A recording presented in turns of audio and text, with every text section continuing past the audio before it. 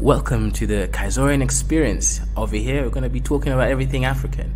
We're going to be having debates, discussions, entertainment, as well as learning about business, art, history, and everything in between. Cultural, tribalism, and everything. We're going to be out here debating with some really interesting stuff. So, like the video, share the video, and make sure you subscribe. Make sure you subscribe. Subscribe for the best experience ever. This is the biggest channel on the Afrosphere. So come and join the team, become a Kaizorian, and join the Kaizorian Empire.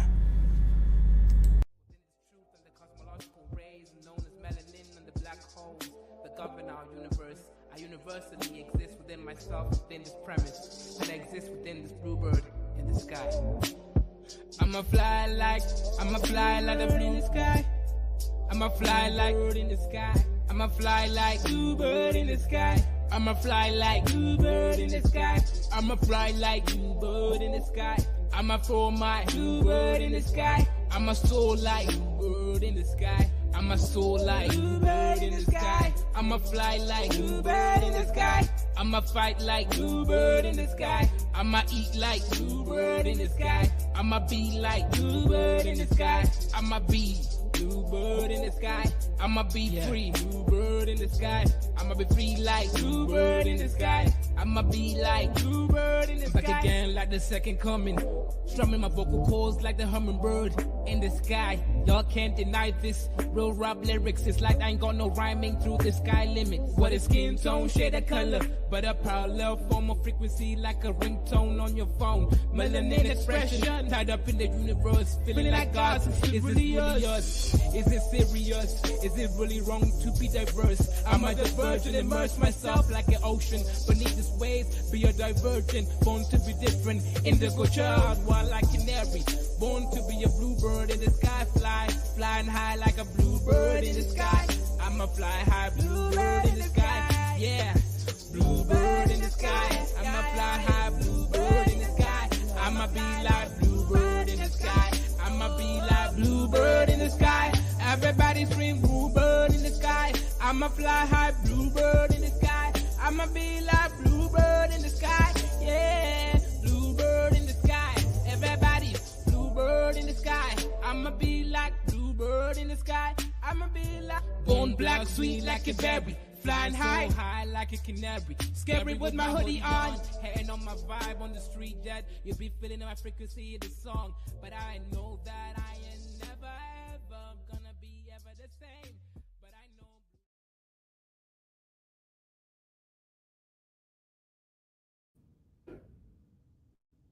Yeah, shut up, guys. Hopefully, make sure subscribe. Ramwiz, I'll do the show tonight when we have people. Right during the day, this is 2 p.m. here in Kenya. During the day, there aren't that much people watching my show, so I'll do it in Kenyan time, 9 p.m. So right now it's 2, 3, 4, 5, 6, 7, 8, 9. In 7 hours, that's when people actually tune in to this show. So I'm just doing some B-side videos, but yeah, I'll do the Asian show when people are here. So 9 p.m. Kenyan time. So that's like, as I said, 2, 3, 4, 5, 6, 7, 7 hours from now. In Africa. Hello and welcome. I'm Jananita Sfaye and this is News Analytica. Have announced a plan to improve visa restrictions for Africans. On October 30, Kenya's President William Ruto announced plans to allow all Africans to travel to the East African nation visa-free by December 31. This is a lie, right, guys, and shut up, because at least I'm in Africa now, so I can get information coming in from people, because my TikTok algorithm. Yeah, shut up. Yeah, so 11:47 your my time. Okay, yeah. So the algorithm, right, works quite well. So let me explain this, right? Ruto, how do I say this? Everything that President Ruto has been saying has been laced with a lot of lies, right? Whether it's lies intentionally or lies by action of consequence, just things not panning out. I don't fully know, but I do know he has been lying to us, right? Especially to those of the diaspora. Pan-Africanism and all of the good stuff. The reality is nothing is actually working right now in the Kenyan market, right? What that means is right now, Kenya is scamming people just to come into the country. They're preventing Ugandans from traveling to Canada with some really erroneous um, issues, right? And that's the reality. So let me show you what's actually happening on the ground, rather than these, pan hopism that goes on, which unfortunately just doesn't work. So I'm just downloading the videos and sending them to myself. Then I'll upload it, showing you exactly what's happening on the ground. So no, Kenya's not going to go visa free. In fact, right, they're charging people taxes just to bring their personal items into the country. So that's not going to happen. That's a big fat face lie, right? Let's just be honest. Similarly, Rwanda announced on November 2 that it will allow Africans to travel visa-free to the country, becoming the latest nation on the continent to announce such a measure aimed at boosting the free movement of people and trade. Based on this, what is the state of visa openness in Africa? Today's news analysis. Now, I don't know enough about the specifics in Rwanda, but when Rwanda says that they will do this, I'm more willing to trust them than trust the Kenyan government. So the Kenyan government is not going to make you visa free. I already explained. They're already scamming you as you enter the country with taxes, because they need to pay back the debt to the IMF, to the Euro bonds, right? They took some bonds and deals, and they need to start paying it back. I'm not even talking about the Chinese loans, right? That's a separate thing altogether. And if they don't pay it, unfortunately, this country is going to go bankrupt like Ghana and have its currency devalued into nothingness. So, as I stated before, no, Kenya is not going to enact any visa-free thing. That is a myth, and I wanted to make it clear, right? And the issue is, right, as I've seen this before, when you mention these things to Pan Africans, instead of them saying, okay, what's the solution, they will start fighting me and say that I'm negative, right? By giving people facts, I am now negative. And that's one of the issues that I've seen generally when it comes to these things. It's a lack of accountability from Pan Africans. We'll explore this issue in detail. Stay with us. The African Union in 2016 launched an African Passport and Free Movement of People initiative, a flagship project of Agenda 2063. It is aimed at removing restrictions on Africans' ability to travel and live within their own continent. The free movement of persons in Africa is expected to deliver several key benefits, including boosting intra-African trade and tourism, facilitating labor mobility, and promoting Pan-African identity and social integration. However, despite political commitments, member states remain generally restrictive, and only diplomats and AU officials have been issued the travel document so far. According to the 2022 Africa Visa Openness Index, an annual report published by the African Development Bank Group and the African Union Commission, African countries are making progress in their freedom of travel policies. African travel has become more open to African citizens in 2022. It is Yeah, this is not true, right? Like, as I mentioned before, the biggest problem with African development is Africans, right? Like, I've said this before 1,000 times before. When you try to go into another African country's airline, or just the border people, right? They always give you hell for no reason, right? Some of these people seem so angry with life or whatever. I don't want to project, but they just seem like nothing is going on for them. And instead of figuring out how they can add value or improve things, they just become bitter, and unfortunately nothing ends up going the right way. And that's what unfortunately happens with Africa. So Africa free trade, and these are fantasies that sound good to the ear, but in reality there's nothing to it, right? Nothing's happened. You get harassed when you go through borders in most African countries. Nobody is really wanting to help you. It just seems, and when I say seems, I'm not saying like a feeling. I'm saying like in reality, Africans don't want Africans to move forward, right? That's just unfortunately the reality of what's going on. So no, African free trade area, visa free, it's not going to happen anytime soon, because exactly how we as Africans do business, we're always blaming white people for things that border control, preventing other Africans with legitimate travel documents from passing through. And I'll give you a very good example, right? I don't like just talking out of my whatever it is, right? I will give you an example right now. I'm just downloading the video from my phone to share right now so that you guys can see what I'm saying. Because to me, I'm just thinking this is exactly why we don't move forward, because we can't handle our own countries, right? And let me, Leah, give me a minute. I'll continue playing the video. That due to the COVID-19 pandemic, most countries have restricted both domestically and for international travelers in 2020 and 2021. The renewed signs of progress in visa openness in Africa are demonstrated as the number of countries issuing visa-free and visa on arrival, as well as e-visa systems, have increased. Nowadays, 2/3 of African countries, which is 36 countries, have adopted more liberal visa policies compared to countries. Yeah, sorry about that. It looks like, give me a second, just downloading the videos. Then I'll share it in a second. Let's see.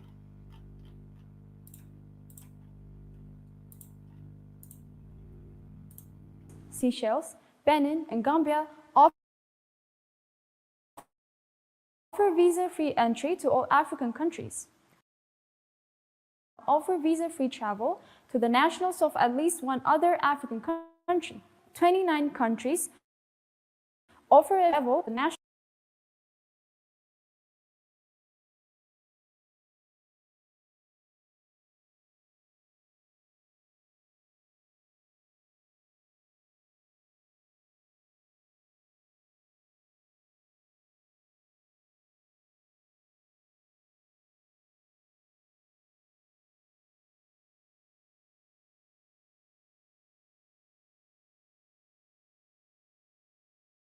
And 14 countries offer a visa on arrival to 35 or more African countries. The improving state of visa openness has facilitated freedom of movement among African countries. Reports show that in 27% of intra-African travel, African citizens do not need a visa. Similarly, for 27% of intra-African travel, African citizens can obtain a visa on arrival. Moreover, there is a greater adoption of e-visa systems in the continent. In 2022, 24 African countries offered an e-visa for Africans, compared to 9 countries or 17% of the continent in 2016. Though improved in the continent at large, 3 countries have made the most progress in their visa openness, namely Burundi, Djibouti, and Ethiopia. Ethiopia in particular has risen. Yep. See, if they had mentioned Kenya there, I would have known that that's a face lie, right? So I'm more likely to believe the countries that they've just mentioned now than if they had basically mentioned a country like Kenya. So yeah, Ethiopia seems to be trying. Djibouti also seems to be trying, right? But Djibouti's always been an open door to the highest bidder, right? That's why they have like 8 foreign bases in that country, right? From all the way from Chinese, American, all sorts of bases, right? From different countries in the world, French, etc. So yeah, Djibouti is not surprising at all, because yeah, that seems like the kind of country that would would be playing that game. The country that I think is surprising is if they had put Kenya there, then I would have been like, nah, this does not make any sense. For some reason, my videos are just not loading, so I don't know what's going on there. Several places on Avoy to retain its position in the continent's top 20 performance after removing the temporary measures instituted in 2021. In 2022, the country had a score of 0.77, placing it in 17th rank, while in 2021, it had a score of 0.038 with a rank of 48th.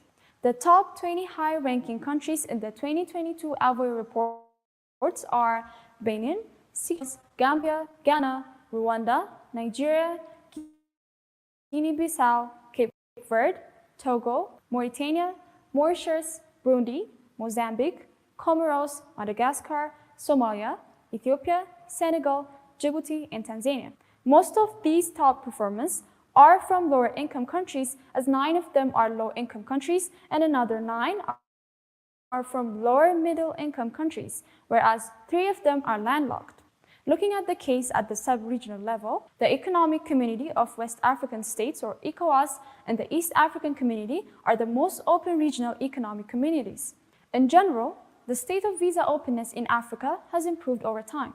This, in turn, has contributed to an enhanced free movement of people across the continent and to achieve Continent Agenda 2063.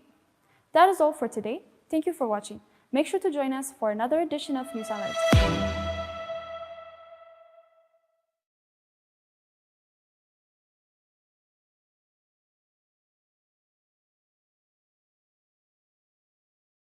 Hey guys, give me a second. I'm just pulling up the other video, so I'm just gonna go on a break for a minute. Welcome to the Kaizorian Experience. Over here, we're gonna be talking about everything African. We're gonna be having debates, discussions, entertainment, as well as learning about business, art, history, and everything in between. Cultural, tribalism, and everything. We're gonna be out here debating with some really interesting stuff. So like the video, share the video, and make sure you subscribe. Make sure you subscribe. Subscribe for the best experience ever. This is the biggest channel on the Afrosphere. So come and join the team, become a Kaizorian, and join the Kaizorian Empire.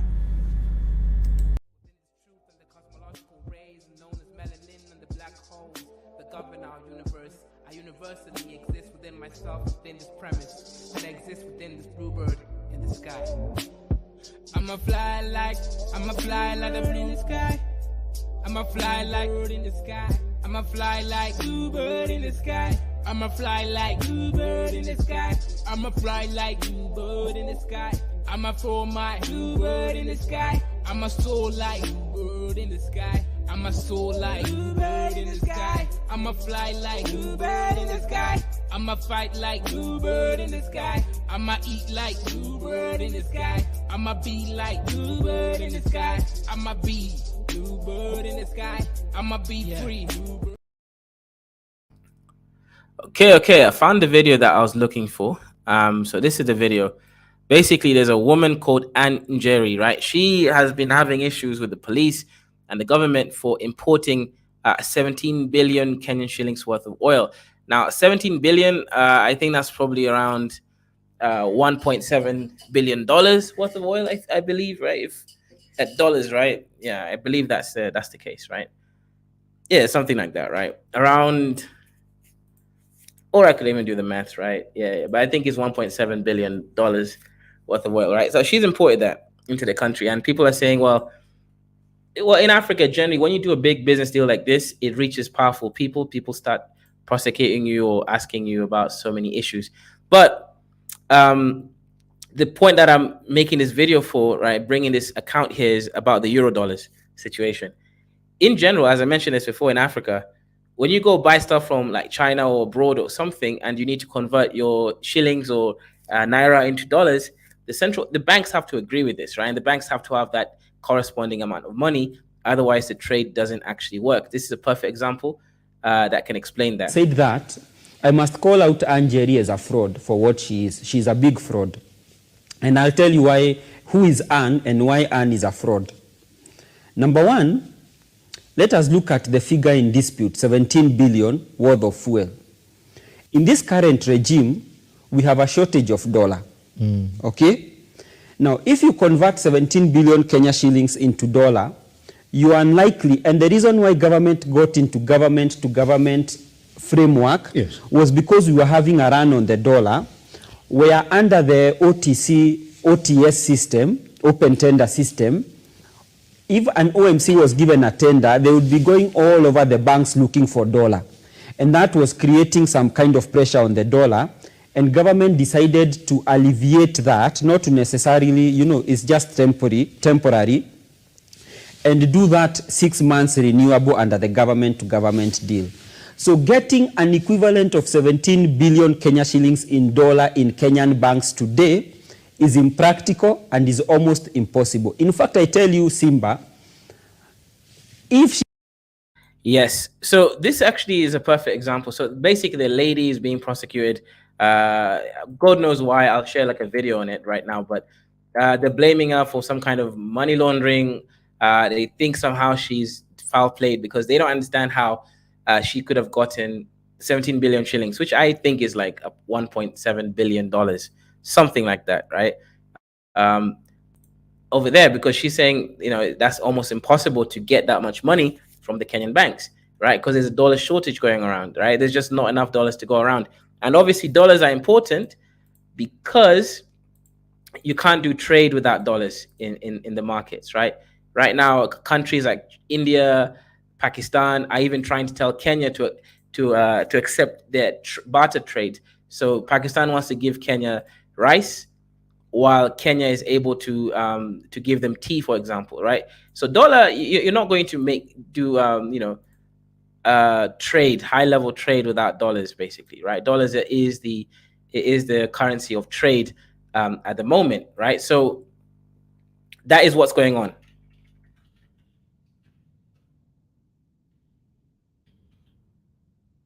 Anyways, this lady has been accused of many things. She's currently facing court trials. God knows why. I don't get it. But I think the government just can't believe that she was able to get that much money. They're probably thinking it came from criminals or something like that. Maybe this is a way to launder money for these people. That's the accusations that obviously are going on. That's the reality, right? She's being accused of that. So let me find if I can. And she sounds like a Kikuyu, right? Let me find a video on it, right, to give a little bit more context. Anjeri, businesswoman linked to one. Yep, Diesel narrates misery. Yeah, she was locked up, right? The government came, they picked her up at night. They put her in some cell. They've just basically treated her bad. She disappeared for like a few days while the police had basically kidnapped her, right? That's the situation there. So yeah, I'm gonna share my screen in a second. But this is what happens in Africa, unfortunately. Instead of fixing problems, they'd rather go and prosecute you for unknown crimes just because you're doing well, right? Too many cartels working here. That's what I keep saying, right? Africa is not down because of Dwight Man, right? That is not it, right? Dwight Man has his contributions, but it's just a small part of the whole story. And that's why, of course, like I keep saying, I want to correct Pan-Africans and show them what really happens here. Dwight Man is rarely connected to these things. We overplay Dwight Man's role in the reason why Africa is failing. So let me give you the context here, right? Kenya had suffered a lack, or rather shortage, in oil, right? I'm talking about petrol and diesel and all that stuff. And people are crying that there was a time we had shortage of it, right? We didn't have enough dollars to go buy it. Now this lady's imported it. We don't know how she got that money, right? The $1.7 billion. She most likely has silent partners in America, in the UK, in Saudi, who give her the money in dollars. She most likely did not procure $1.7 billion in the Kenyan banks, right? Yeah, that is probably true. But if that's the case, why are you going around harassing her when she's actually resolving a big problem that the country have? It's because these African countries don't know how to run democracies. They're following a blueprint of America and the UK, which is a very established nations with a lot of abundance in euro dollars. And instead of helping this lady and just letting her do a business because she is providing something which the government couldn't do, they want to prosecute her. So let's watch a little bit of her videos, and then we'll use this to explain what I mean by the situation in Africa. Jerry, who's been missing since last week, resurfaced Tuesday police custody. They kidnapped her morning at a Mombasa court, accompanied by her advocates. The businesswoman accused DCI officers of abducting her soon after she recorded a statement at DCI headquarters on a consignment of imported fuel. Jerry said she was driven by an unknown. Njoroge has resurfaced 5 days after she went missing. The businesswoman morning in Mombasa, where she said she had gone after release by her captors to seek justice on the loss of what she insists is a fuel consignment she imported in a case that pits her against the Kenya Ports Authority. Jerry narrated how deal in the hands of the people she says blindfolded her from the DCI headquarters and drove her to an unknown destination.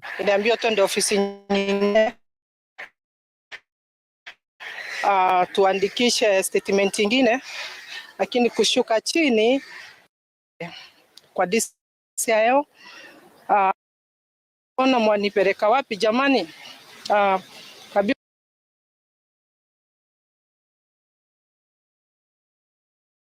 Even more, it was already night. Wakaniambia sasa tunakufunga macho. Niambia jamani, msinifunge macho na msiniue. They told her, are we locking you up? And she says, don't lock me up and don't kill me. Wakaniambia tukufunge macho, tukupeleke sehemu tunakupeleka. Wakanifunga macho, wakaniambia ukikosa kufunga na They close their eyes. Na mtadio wako tutakufunga na jacket ilikuwa kwenye gari. Yeah, that's what I'm trying to say, man. The corruption in Africa is a problem. This has nothing to do with white man, as far as I can see. Right? To look for 17 billion Kenya shillings, it would raise eyebrows not just with the CBK, but also with the Financial Reporting Center, which we have in Kenya, okay? Secondly, she's saying that the fuel belongs to her. Maybe yes, maybe not, but I'll tell you why that's a fraud also. When you import fuel under a credit line, and the bank will give you letters of credit. Now, against letters of credit, you will get a bill of lading from the supplier. Yes. Okay? Mm-hmm. Now, when you get a bill of lading, the bank will only pay the supplier, and I want you to get this very clearly, once against documents. So when the ship docks, and an SGS report is done, and a deep test verifies that the fuel subscribes to the Kenyan standard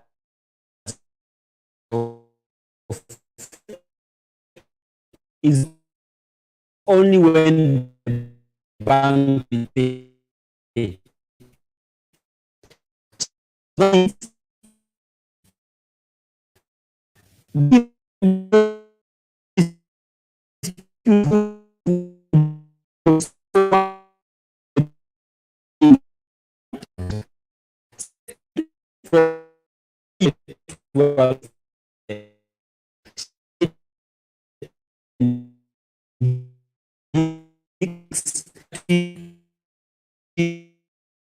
We get in the bigger picture. She says she started business of fuel in 2009. It's very peculiar after being kidnapped that she must get licenses in order for her to trade in fuel. That was last week. Now, we all know, those of us who have traded in fuel, you cannot trade in fuel in Kenya without an EPRA license. That's true. Either as an OMC, yes, as an exporter, or a retailer. You must get licensing from EPRA. Now, Simba, how do you commit 17 billion Kenya shillings? Which bank will give you letters of credit? Which bank will give you a facility of 17 billion Kenya? Yeah, so this guy obviously is assuming a lot of different stuff, creating up his own story in his own head about how things work. The lady probably has silent partners in America, in the UK, Saudi, who gave her the money, most of it in dollars, actual dollars, and that's how she was able to purchase the oil, right? That's just how, that's a simple reality over there. Assuming that she somehow converted 17 billion shillings into dollars in a Kenyan bank, that's insane. Right? I don't know how this guy is making this argument and just sticking to it, right? So, but guys, this is a perfect example of how Eurodollars prevent Africans from moving forward. When we don't have enough dollars, we can't purchase things from abroad. We can't pay back our debts. It's a whole mess, right, with the dollar circulation. So, as I stated, if you Pan-Africans were serious, you'd create your own currency, then use that currency within each other. But that's not possible, so I don't really see any other solution. But anyways, guys, I'll be back later. Peace.